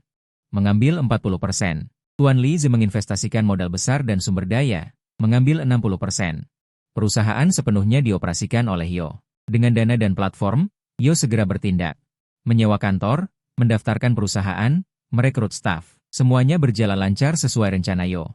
Yo sengaja bersikap rendah hati. Nama perusahaan baru itu adalah Xia Keji, yang mengambil satu kata dari nama Yo dan satu kata dari Thea. Tetapi pada saat itu, tidak ada yang akan menghubungkan nama asing ini dengan Guyu, yang baru saja keluar dari kediaman keluarga Jiang. Ini adalah efek yang Yo inginkan. Diam-diam mengumpulkan kekuatan tanpa ada yang memperhatikan. Namun, pohon ingin tenang tetapi angin tidak berhenti. Suatu hari, setelah Yo selesai mewawancarai beberapa kandidat untuk posisi kunci, bersiap untuk kembali ke gedung Huntun, Yo dihadang oleh seseorang di depan pintu. Itu Chen Mingcheng. Dia tampak agak lesu, dengan lingkaran hitam yang jelas di bawah matanya. Tetapi tatapannya penuh dengan ketidaksabaran dan sedikit kepuasan. Kamu menjalani hidup dengan baik akhir-akhir ini, kan? Dia berkata dengan nada mengejek. Yo malas menanggapinya. Ketika Yo mencoba melewatinya, dia menghalangi jalan Yo dan merendahkan suaranya. Dengan senyum jahat di wajahnya, jangan buru-buru pergi. Melihatnya begitu sombong. Tiba-tiba Yo merasa dia sangat menyedihkan. Yo berkata dengan tenang, begitukah? Selamat kalau begitu. Semoga kalian berdua bahagia selamanya. Reaksi Yo benar-benar di luar dugaannya. Tidak ada kemarahan. Tidak ada ketidakpuasan, hanya kesunyian total. Chen Mingcheng merasa seperti dia memukul dinding kosong dengan pukulan yang kuat. Wajahnya menjadi jelek, tetapi kemudian dia santai lagi. Apa hubungannya ini denganku sekarang? Melihat Yo tidak bereaksi, Chen Mingcheng sedikit terkejut dan terus memprovokasi. Kenapa? Bodoh, beritahu kamu, kita akan segera menikah. Jiang Zixia akan menjadi milikku juga. Kamu berjuang setengah hidupmu. Dan pada akhirnya semuanya menjadi gaun pengantin untukku. Hahaha. Wajahnya menjadi jelek, sengaja berkata, kamu jangan berpura-pura di sini. Yo tahu kamu pasti sangat menderita di dalam. Kamu, Chen Mingcheng. Yo memotongnya, matanya tenang. Bagaimana keadaanmu dengan Jiang Zixia? Itu urusanmu, tidak ada hubungannya dengan Yo. Mulai sekarang, tolong jangan ganggu hidup Yo lagi. Setelah mengatakan itu, Yo tidak lagi memandangnya. Yo masuk ke gedung Huntun. Dari belakang, terdengar suara Chen Mingcheng yang marah mengumpat. Yo tahu, dia datang mencarinya, tidak lebih dari ingin melihat Yo dalam keadaan menyedihkan dan menderita.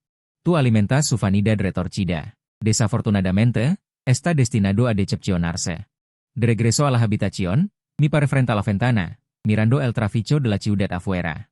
La noticia del embarazo de Jiang Zixia cayó como una pequeña piedra en mi corazón, causando una leve onda, fue pronto se calmó. Resulta que no puede tener hijos, sino que no está dispuesta a tener mis hijos. Esta comprensión se convirtió en la última la fe, abriendo completamente todas las ataduras en mi corazón.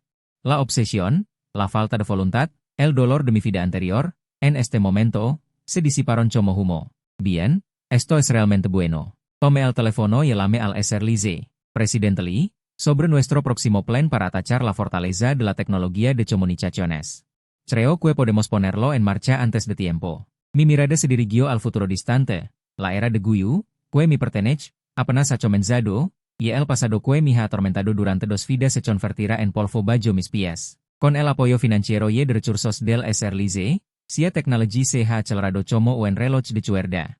A diferencia de mi vida anterior, no elegí la industria manufacturera tradicional, sino que invertí toda mi energía en la inminente ola de Internet y comunicaciones móviles. Sé muy bien que este es el lugar donde se concentrarán la riqueza y el poder en los próximos 20 años. Utilizo mi visión futurista para planificar con anticipación y asegurar las patentes de tecnología central en varios campos clave. Al mismo tiempo, con altos salarios y privilegios, recluté de varias instituciones de investigación y universidades a muchos genios técnicos descontentos. La empresa es completamente diferente de la empresa que dirigí en mi vida anterior. Aquí no hay luchas por altos salarios. Solo hay fervor por la tecnología y el futuro. Casi viví en la empresa, trabajando día y noche con el equipo. Cuando estaba cansado, dormía en pocho en el sofá de la oficina. Cuando me despertaba, continuaba trabajando. Este tipo de esfuerzo desesperado infectó a todos. La cohesión del equipo fue sin precedentes. Sabía que el tiempo no espera. Debemos construir nuestro propio imperio empresarial antes de que la codicia de Jiang se extienda por completo. Durante este periodo, las noticias sobre la familia Jiang llegaron intermitentemente. Como esperaba, sin mi planificación, Jiang Zixia y Chen Mingcheng eran incapaces de hacer frente a la crisis inminente. Jiang Zixia no entendía la gestión en absoluto, y fue ganada por Chen Mingcheng y varios accionistas malintencionados. Chen Mingcheng, por otro lado, era un burocrata codicioso. Con el dinero que le dio Jiang Zixia, se autodenominó gerente general y gastó a voluntad. Firmó varios proyectos pochocón fiables, no solo no ganó dinero, sino que también perdió mucho. La cadena de financiación de la familia Jiang se tensó cada vez más, y los proveedores comenzaron a exigir pagos.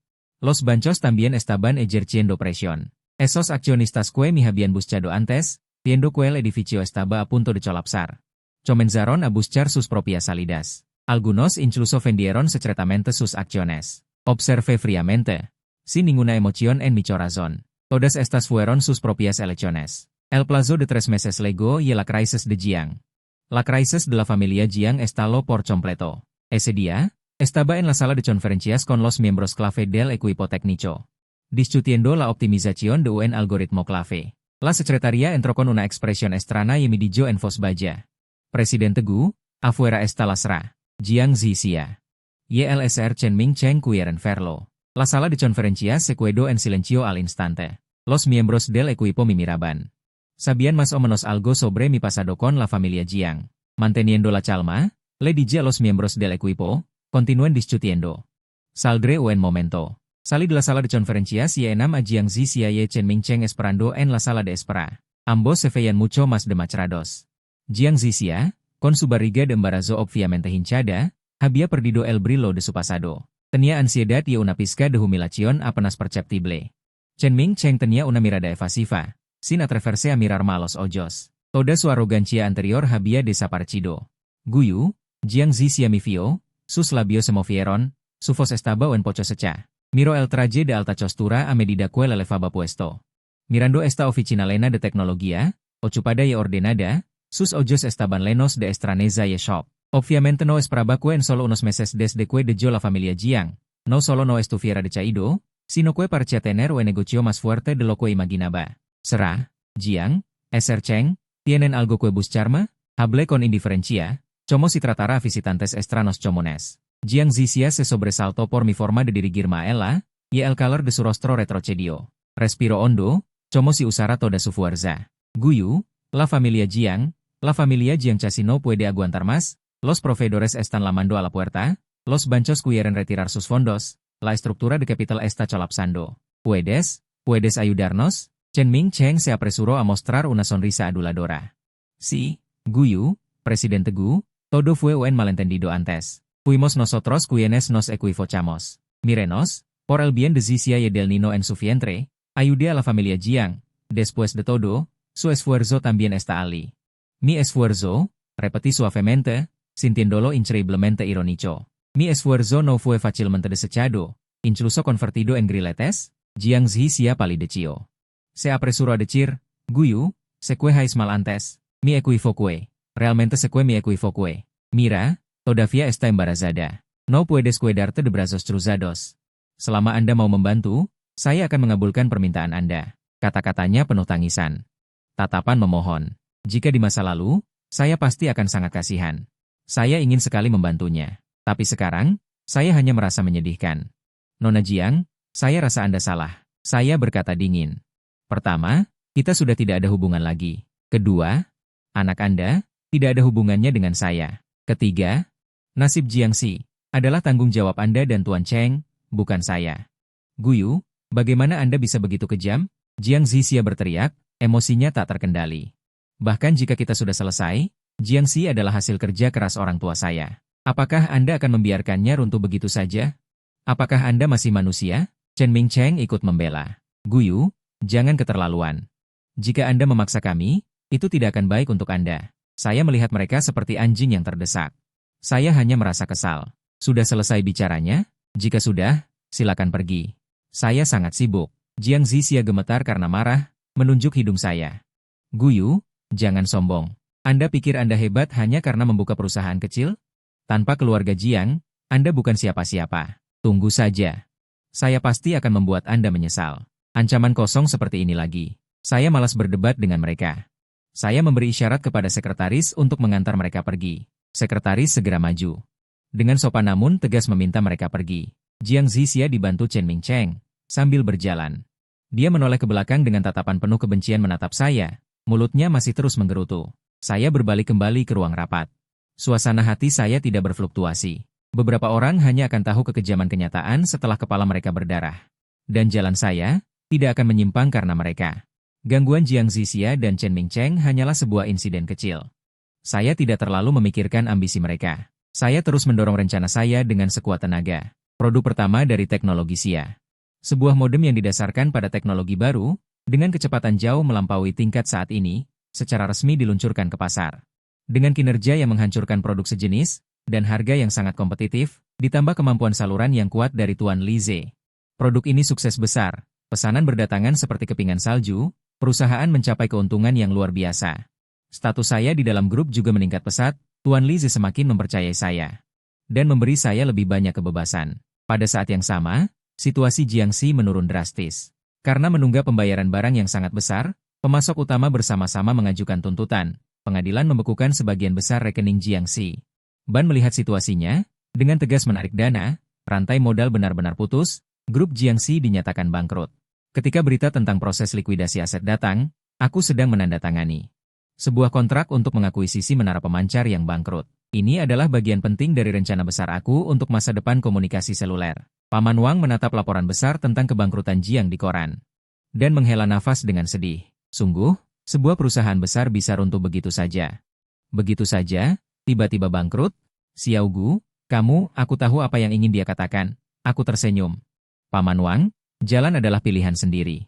Aku sudah melakukan tugasku. Aku benar-benar merasa tidak bersalah. Aku benar-benar tidak bersalah. Rencana darurat yang aku tinggalkan. Sudah cukup bagi Jiang untuk melewati krisis dengan stabil.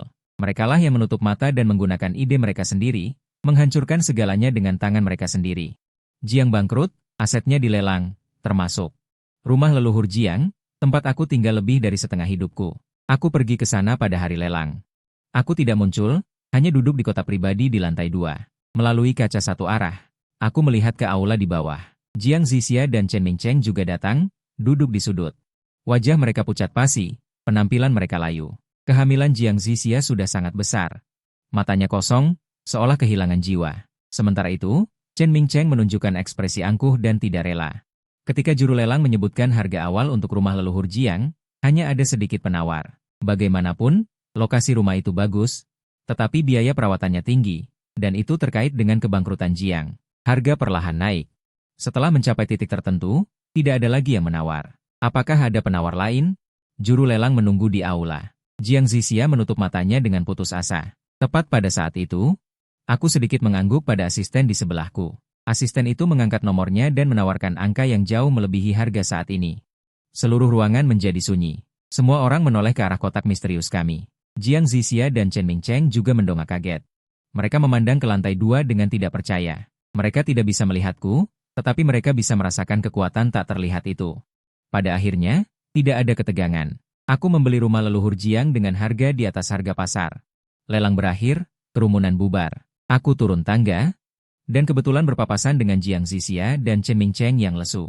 Melihatku, mata Jiang Zixia langsung membelalak, penuh dengan keterkejutan, penghinaan, dan kebencian yang luar biasa. Kamu yang membelinya, Guyu? Chen Mingcheng juga melompat seperti kucing yang ekornya diinjak. Guyu, apa maksudmu? Brengsek? Apakah kamu sengaja datang untuk melihat kami tertawa? Kamu sengaja, kan? Aku menatap mereka dengan tenang, seperti melihat dua badut. Lelang adalah untuk yang berani menawar. Apa masalahnya? Itu rumahku, warisan dari ayah dan ibuku. Jiang Zixia menangis dan berteriak, berusaha meraihku, tetapi dihentikan oleh asistennya. Dulu aku yang mengoreksinya, sekarang dia milikku. Aku melangkah maju, tatapanku tertuju pada perut Jiang Zixia yang membuncit, dan sebaris komentar. Selamat, kalian akan segera menjadi orang tua. Cari tempat, dan jalani hidup dengan baik. Rumah ini, dan segala sesuatu milik keluarga Jiang. Kalian tidak perlu memikirkannya lagi. Setelah selesai, aku tidak lagi memperhatikan kehancuran dan kutukan mereka. Aku berbalik dan pergi, masuk ke dalam mobil. Aku melihat villa yang familiar itu. Hatiku tenang. Sangkar yang membelenggu jiwaku di kehidupan sebelumnya kini menjadi simbol kemenangan bagiku. Ini baru permulaan. Setelah memotret villa keluarga Jiang, aku tidak terburu-buru pindah. Sebaliknya, aku menyewa perusahaan desain dan meminta mereka untuk merombaknya total, dari dalam keluar. Tanpa meninggalkan jejak masa lalu sedikit pun. Yang ingin kuhapus bukan hanya aroma Jiang Zixia dan Chen Mingcheng, tetapi juga diriku yang rendah hati dan menyakitkan di kehidupan sebelumnya. Perkembangan teknologi berikut ini tak terbendung. Kesuksesan modem hanyalah langkah pertama. Aku menggunakan dana Huilong dan reputasi yang kubangun untuk segera memasuki pasar komunikasi seluler yang sedang naik daun. Stasiun pencarian yang kami akuisisi, setelah diubah secara teknis dan diintegrasikan bisnisnya, menjadi titik awal penting dalam penataan jaringan seluler kami. Pada saat yang sama, aku berinvestasi besar-besaran untuk mulai meneliti dan mengembangkan sistem telepon seluler digital berbasis standar GSM.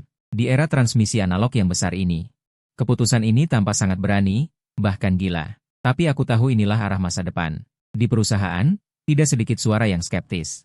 Tetapi dengan penilaian strategis yang akurat berulang kali dan laporan kinerja yang terus diperbarui, aku berhasil meredam semua keraguan.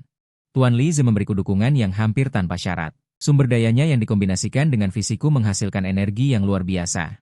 Saat aku mencurahkan seluruh perhatianku pada penelitian dan pengembangan teknologi baru, Chen Mingcheng, seperti penjudi bermata merah, akhirnya menunjukkan kartu terakhirnya. Dia tidak datang langsung kepadaku, tetapi memilih cara yang sangat hina, membocorkan informasi ke beberapa media gosip. Dia mengarang cerita kontemporer tentang Chen Shimei. Dalam deskripsinya, aku adalah orang yang licik dan memanfaatkan keluarga Jiang untuk membangun kekayaan.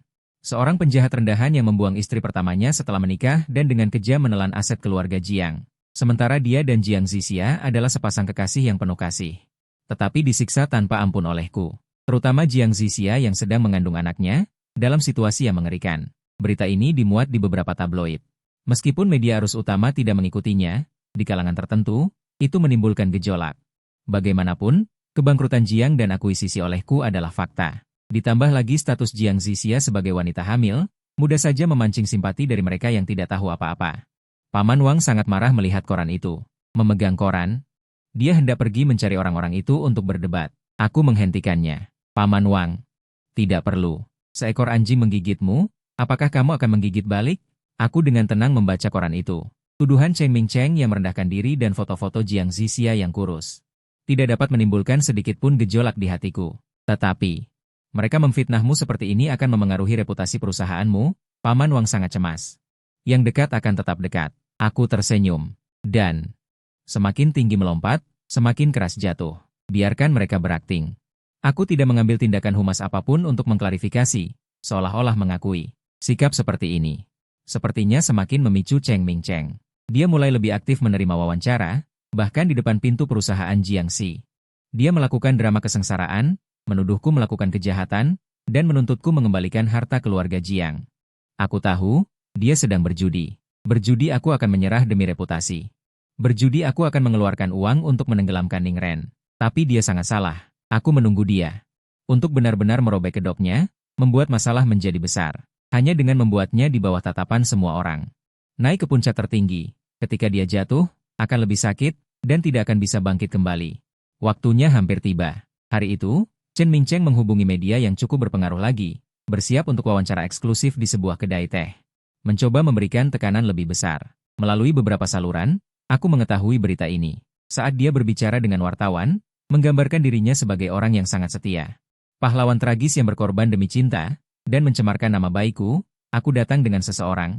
Secara kebetulan muncul di depan pintu ruang pribadi kedai teh. Pintu ruang pribadi didorong terbuka, Chen Mingcheng melihatku, awalnya tertawa. Kemudian di wajahnya muncul ekspresi bangga yang puas, mengira aku datang untuk bernegosiasi atau berkompromi. Dia berkata kepada wartawan, "Lihat, Nyonya Zeng datang. Nyonya Gu. Apakah kamu akhirnya merasa bersalah, datang untuk meminta maaf, dan memberi kompensasi kepada Xia Zi dan anak di perutnya?"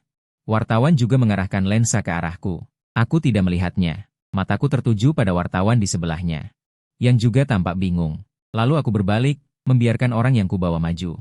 Itu adalah seorang wanita parubaya yang berpakaian sederhana, wajahnya dipenuhi keriput. Dia masih memegang seorang anak laki-laki berusia 7 atau 8 tahun. Melihat wanita dan anak itu, ekspresi bangga di wajah Chen Mingcheng langsung membeku. Berubah menjadi keterkejutan dan ketakutan yang ekstrim. Wajahnya langsung pucat pasi. Mengapa kamu di sini?"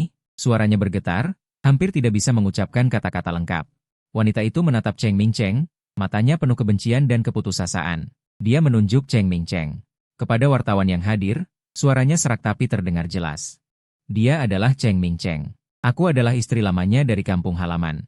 Ini adalah putranya. Dulu dia menipuku untuk datang bekerja mencari uang, lalu menghilang tanpa kabar. Di luar dia menjalin hubungan dengan orang kaya dan meninggalkan kami ibu dan anak. Dia bahkan tidak pernah mengirim uang saat anak sakit. Dia benar-benar penipu, sampah." Kata-kata ini seperti petir menyambar di tempat yang tenang, meledak di seluruh ruang pribadi. Wartawan yang tadinya bersimpati pada Chen Mingcheng tiba-tiba melebarkan matanya, lensa tertuju pada Chen Mingcheng yang pucat dan istrinya yang tiba-tiba muncul. "Kamu mengarang cerita. Aku tidak mengenalmu." Kota Chengming, kota batu yang kacau, membantahnya. Mencoba mendorong wanita itu, aku melangkah maju, berdiri di antara wanita dan anak itu. Melihat kota Chengming dengan dingin, "Tuan Cheng, apakah saya perlu menyediakan catatan pendaftaran pernikahanmu di kampung halaman, serta laporan tes paternitas anak ini denganmu?" "Oh, benar. Dan salinan surat yang kamu kirim kembali ke kampung halaman secara berkala selama bertahun-tahun, dengan stempel pos lokal. Di sana tertulis dengan jelas bahwa kamu meminta istrimu dan anakmu untuk menunggumu. Aku sudah meminta Tuan Li Ze untuk menggunakan koneksinya untuk menyelidiki latar belakang kota Chengming. Bagaimana mungkin orang seperti dia bersih? Aku hanya tidak menyangka hasilnya begitu mengejutkan." Kota Chengming benar-benar tercengang. Dia menatapku, matanya penuh ketakutan, bibirnya bergetar. Dia tidak bisa mengucapkan sepatah kata pun. Citra pria yang penuh kasih sayang yang telah dia bangun dengan susah payah runtuh seketika di hadapan fakta yang tak terbantahkan.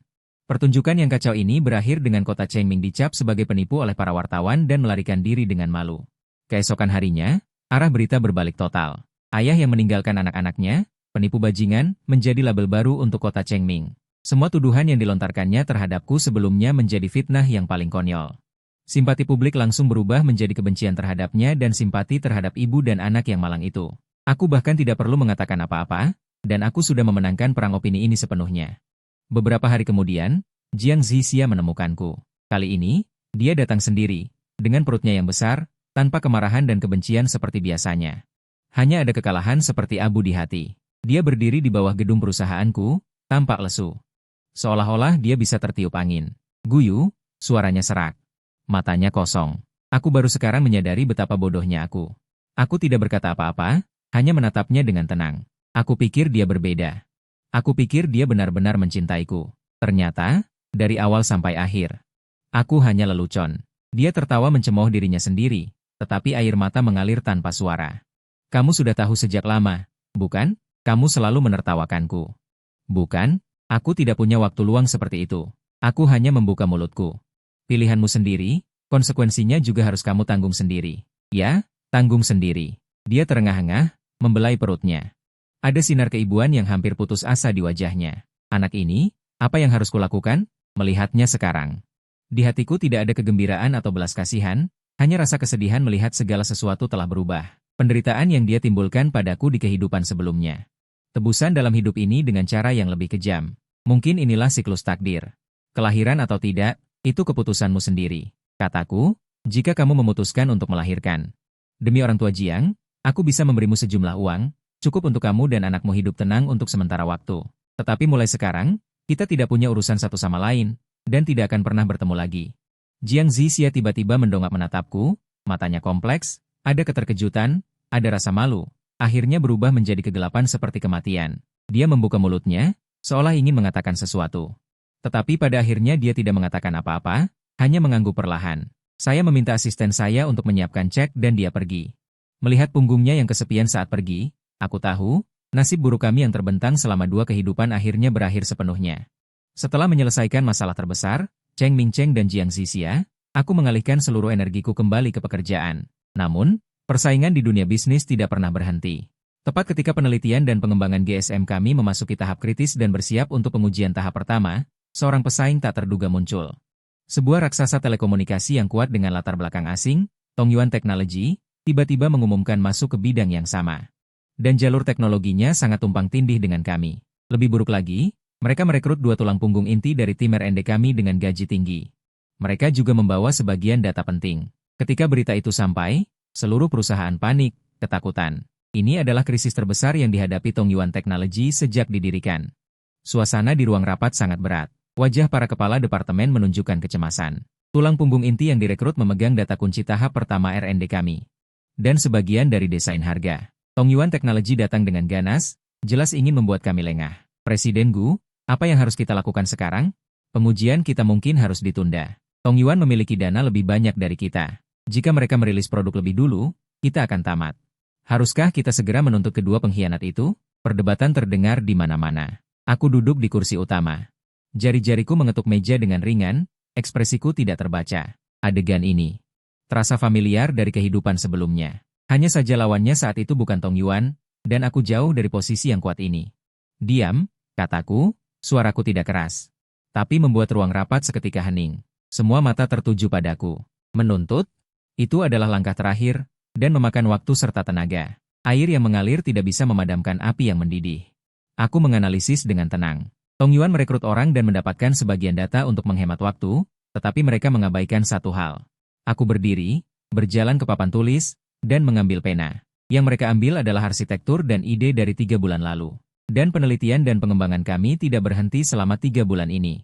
Aku menggambar diagram struktur baru di papan tulis. Berdasarkan hambatan sebelumnya, tim kami telah diam-diam menyesuaikan algoritma inti dan solusi pemrosesan sinyal. Versi saat ini memiliki efisiensi 30% lebih tinggi dari versi yang dibawa pergi dan kemampuan anti-interferensi yang lebih kuat. Orang-orang di bawah menatap dengan mata terbelalak.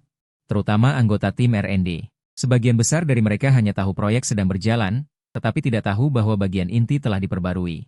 Presiden Gu, maksud Anda? Direktur teknis berdiri dengan bersemangat. Benar.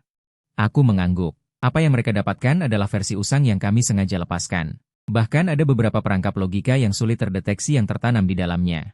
Cukup bagi mereka untuk repot sejenak. Inilah keuntungan dari kelahiran kembali. Aku sangat memahami jebakan yang mungkin dihadapi dalam R&D teknologi. Dan aku juga mengantisipasi tindakan yang mungkin diambil oleh pesaing. Rencana rahasia, B, dibuat untuk menghadapi situasi seperti ini. Suasana di ruang rapat langsung berubah dari ketakutan menjadi semangat. Wajah semua orang menunjukkan kegembiraan. Tapi, gaya lukisku berubah. Waktu masih mendesak. Tongyuan bukan orang bodoh. Mereka akan segera menemukan masalahnya. Kita harus menyelesaikan pengujian sebelum mereka bereaksi. Mengamankan paten, dan bersiap untuk produksi massal. Aku segera mengeluarkan perintah. Departemen R&D, semua personel memasuki tahap sprint. Aku meminta dalam sebulan, selesaikan pengujian akhir versi baru. Departemen produksi, segera hubungi pabrik mitra kami. Lakukan persiapan praproduksi. Departemen pemasaran, luncurkan rencana pemanasan. Tapi jaga kerahasiaannya. Baik, Tuan Gu. Semua orang menjawab serempak. Tuan Lize menelepon, nadanya penuh perhatian. Xiao Gu, kudengar Tongyuan melakukan gerakan kecil. Perlukah saya menekan mereka?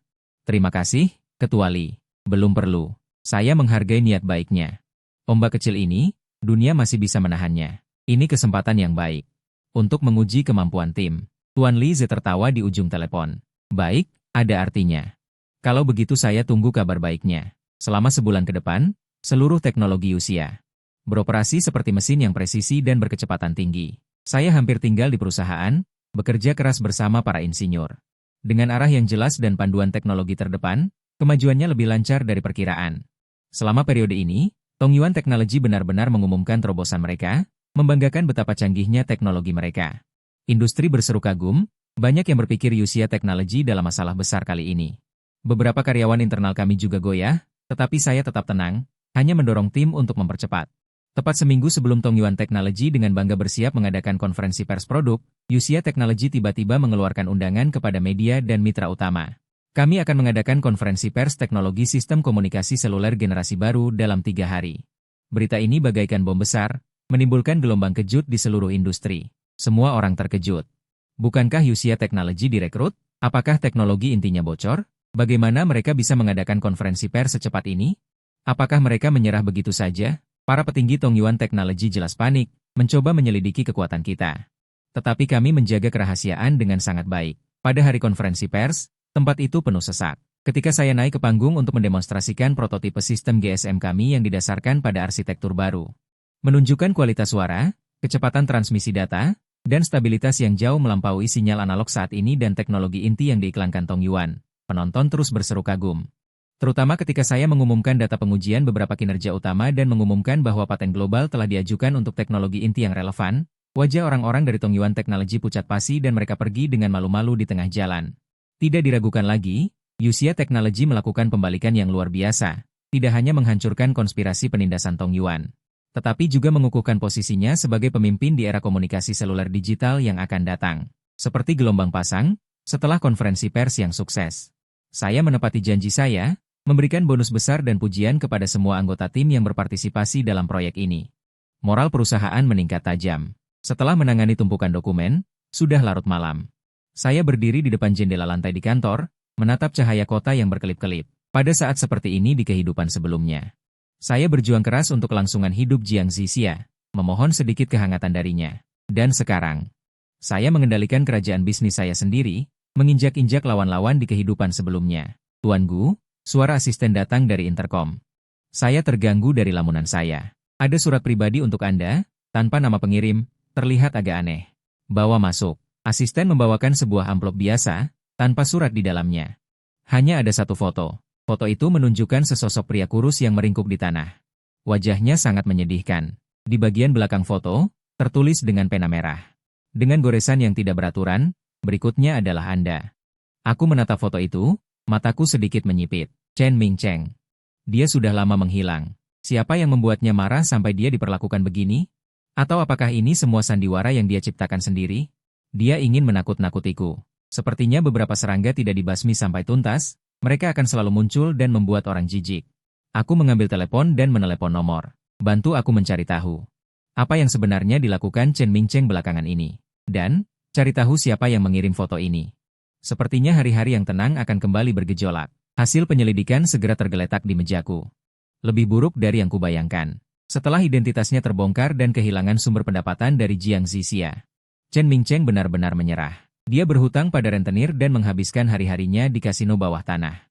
Dia mencoba membalikan keadaan, tetapi lubang itu semakin besar. Foto itu adalah pelajaran dari penagih utang, dan juga peringatan baginya. Dia mengirim foto itu kepadaku, kemungkinan besar karena 2 alasan. Pertama, dia ingin menakut-nakutiku. Kedua, dia masih menyimpan secercah harapan. Dia berpikir aku mungkin akan membantunya melunasi hutang karena hubungan kami di masa lalu. Benar-benar jahat dan bodoh. Aku langsung memasukkan foto dan hasil penyelidikan itu ke mesin penghancur kertas. Dia dikejar rentenir adalah akibat perbuatannya sendiri. Menyeretku bersamanya adalah hayalan semata. Aku mengabaikan ancaman murahan ini dan terus melanjutkan rencanaku. Dengan keunggulan teknologi GSM, kami dengan cepat menjalin kerja sama strategis dengan beberapa operator telekomunikasi milik negara dan mulai membangun jaringan eksperimental di seluruh negeri. Penilaian perusahaan terus melonjak. Aku bukan lagi seorang pengusaha yang membutuhkan perlindungan dari Tuan Z. Sebaliknya, aku menjadi mitra yang bisa berbicara dengannya setara, bahkan memimpinnya di beberapa bidang. Villa keluarga Jiang yang aku beli sudah selesai direnovasi total. Tapi tidak ditinggali, melainkan didaftarkan atas nama perusahaan. Sebagai tempat penerimaan tamu tingkat tinggi. Aku ingin rumah seperti itu benar-benar terpisah dari kehidupan pribadaku. Itu hanyalah simbol, monumen kemenangan saya. Tepat ketika aku berpikir serangga Chen Mingcheng ini akan benar-benar membusuk di selokan, dia muncul lagi dengan cara yang ekstrim. Malam itu, setelah menyelesaikan pekerjaan, aku pulang sendirian dengan mobil ke kondominium penthouse yang baru kubeli. Saat aku melambat untuk memasuki pintu masuk garasi bawah tanah, sesosok bayangan gelap tiba-tiba melesat keluar dari balik pilar di samping. Langsung menuju bagian depan mobilku.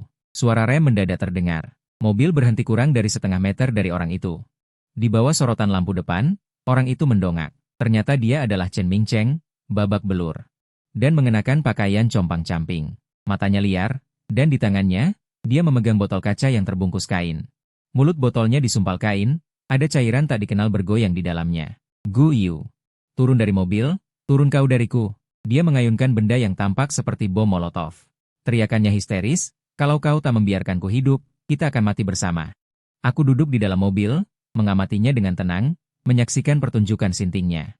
Petugas keamanan parkir bawah tanah mendengar keributan, memegang senapan, hampir berteriak, tak berani maju. Chen Mingcheng, menurutmu ini berguna? Aku menurunkan kaca jendela. Bahkan dengan nada tenang, bahkan dengan sedikit nada mengejek, kau mati. Tidak akan mempengaruhiku sama sekali. Sementara itu, para penagih utangmu akan mencari istrimu di kampung halaman dan anak-anakmu. Kau mau mereka menanggung utangmu seumur hidup, kata-kataku bagai guyuran air es. Seketika memadamkan sebagian kegilaan di matanya, digantikan oleh ketakutan dan keputusasaan yang lebih dalam. Jelas dia tak memikirkan akibatnya, atau lebih tepatnya, sengaja tak memikirkannya. Semua ini kau paksa. Kau yang memaksaku. Dia masih menggeram. Tapi semangatnya sudah melemah. Aku memaksamu, aku mencibir.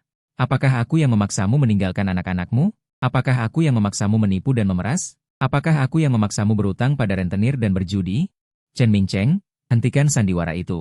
Tak ada yang akan tertipu lagi. Saat itu, kepala keamanan kompleks bersama beberapa orang bergegas datang, memegang tongkat kejut dan perisai. Tuan Gu, Anda tidak apa-apa? Tanya kepala keamanan dengan gugup. Aku baik-baik saja. Aku membuka pintu mobil dan turun, sama sekali tidak peduli dengan bom molotov konyol di tangan Chen Mingcheng. Aku berkata kepada kepala keamanan. Telepon polisi. Ancaman berkelanjutan, percobaan penyerangan. Itu cukup untuk membuatnya masuk penjara beberapa tahun. Guyu, kau tidak boleh menelepon polisi. Chen Mingcheng menjerit panik, mencoba menyerang, tetapi dihalangi oleh tongkat kejut petugas keamanan. Lihat saja apakah aku bisa. Aku menatapnya dingin. Kau seharusnya sudah lama berada di tempatmu. Polisi segera tiba. Bukti sudah jelas, Chen Mingcheng ditangkap di tempat. Botol di tangannya, setelah diperiksa, hanya berisi air berwarna. Bukan bom molotov sama sekali. Su Zhangsheng, pada akhirnya, bahkan tidak memiliki keberanian untuk melawan. Benar-benar menyedihkan dan lucu. Kali ini, aku tidak memberikan alasan apapun.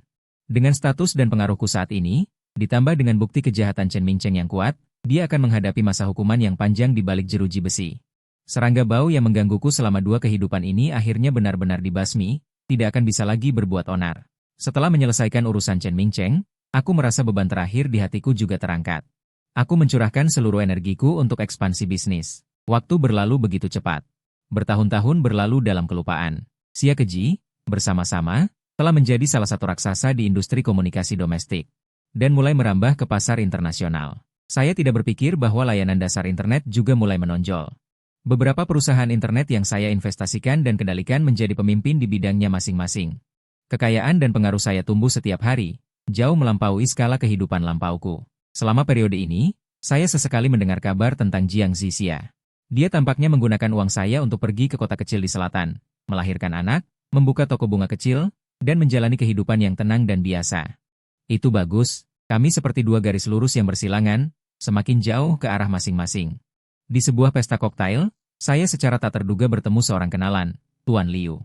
Pemegang saham kecil yang mengancam saya di Aula Chunchun, berniat menghancurkan reputasi saya. Dia sudah tua, dengan perut buncit. Melihat saya, wajahnya dipenuhi senyum yang dipaksakan dan canggung. Dari jauh, dia mengangkat gelas anggur. Tidak, Tuan Gu, lama tidak bertemu. Anda benar-benar terlihat lebih bersemangat dari sebelumnya. Dia mendekat, membungkuk rendah. Saya sedikit mengangguk sebagai salam. Saya tidak punya keinginan untuk berbicara dengannya, tetapi dia terus berbicara sendiri. Dulu kami buta. Kami menyinggung Anda, Tuan Gu, tolong bermurah hati dan jangan membalas dendam kami. Saya sudah lupa, potong saya dengan acuh tak acuh, menjaga jarak. Sebenarnya, Tuan Gu memiliki hati yang lapang. Liu terus memuji-muji sejenak, lalu pergi dengan sopan. Melihat punggungnya yang rendah hati saya tidak bergeming. Orang-orang dan hal-hal ini telah lama tertinggal di belakang saya, bahkan tidak layak menjadi lawan. Pesta selesai, saya meminta pengemudi untuk menjemput saya, dan berjalan sendirian di jalanan yang diterangi lampu. Angin malam yang sejuk berembus di wajah saya, terasa nyaman. Tanpa sadar, saya berjalan lagi ke toko wonton lawang yang dulu dekat universitas itu. Tokonya masih ada, papa namanya sedikit lebih tua, tetapi cahaya dari dalam masih hangat. Saya mendorong pintu dan masuk. Tidak banyak pelanggan di toko. Paman Wang sedang membereskan meja. Melihat saya, dia terkejut sejenak, lalu wajahnya memancarkan senyum tulus dan terkejut. Xiao Gu. Ya ampun, benar-benar kamu, sudah lama tidak ke sini. Paman Wang, lama tidak bertemu. Saya tersenyum dan duduk. Melihat pemandangan yang akrab dan sedikit berubah ini, pesanan biasa, semangkuk wonton daging segar. Baiklah, segera siap. Paman Wang dengan senang hati mengangguk. Sambil membuat wonton, dia mengobrol dengan saya. Anda sekarang adalah orang penting. Saya selalu melihat Anda di TV dan koran. Saya tidak menyangka, saat itu, Anda pingsan di depan toko saya. Dia berhenti sejenak, tidak melanjutkan. Dia hanya menggelengkan kepalanya dengan penuh perasaan, dan membawa semangkuk wonton panas mengepul di depan saya. Makan selagi panas, saya beri Anda tambahan 2. Saya melihat wonton bulat di mangkuk. Uap panas mengaburkan pandangan saya. Kebaikan yang saya terima di saat paling putus asa di kehidupan lampau. Dan tempat perlindungan yang tidak terduga di kehidupan ini, semuanya ada di sini. Saya mengambil sendok, menggigit wonton, meniupnya, dan memasukkannya ke mulut. Rasanya masih sama, sederhana, kokoh, dan hangat. Setelah makan wonton, saya meletakkan uang yang jauh melebihi harga, dan bangkit pergi meskipun Paman Wang menolak. Keluar dari toko kecil itu, angin malam menerpa wajahku. Saya menoleh ke belakang untuk melihat cahaya hangat itu, lalu berbalik dan melangkah mantap ke dalam kegelapan. Belenggu kehidupan lampau telah hancur, jalan kehidupan ini ada di kaki saya. Cerita saya masih panjang.